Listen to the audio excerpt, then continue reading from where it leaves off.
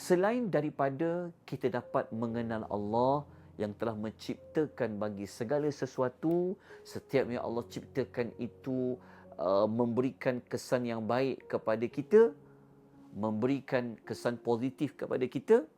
Dalam surah Al-Alaq ini juga Allah Subhanahu Wa Taala memberikan kita satu jalan. Macam mana kita ni nak dekatkan diri kepada Allah.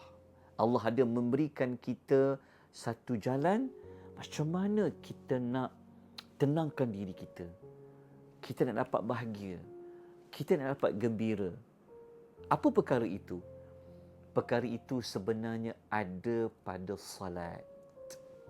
Sebab itu kalau kita baca pada ayat yang terakhir sekali surah Al-Alaq, kita akan menemukan Allah menyebutkan kalla la tuti'hu wasjud waqtarib. Dalam ayat itu Allah kata wasjud, dan sujudlah kamu wahai Muhammad. Waqtarib, dan dekatkanlah diri kamu wahai Muhammad.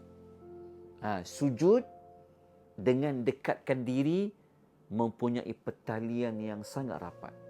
Kalau kita nak dekatkan diri kita dengan Allah, nak menjadi hamba yang istimewa kepada Allah, kalau kita susah, kita nak Allah dekat dengan kita, Allah dengar masalah kita, Allah mendengar rintihan kita, maka kita boleh dekatkan dengan diri kita dengan Allah adalah dengan kita memperbanyakkan sujud, iaitu memperbanyakkan salat kepada Allah Subhanahu Wa Taala.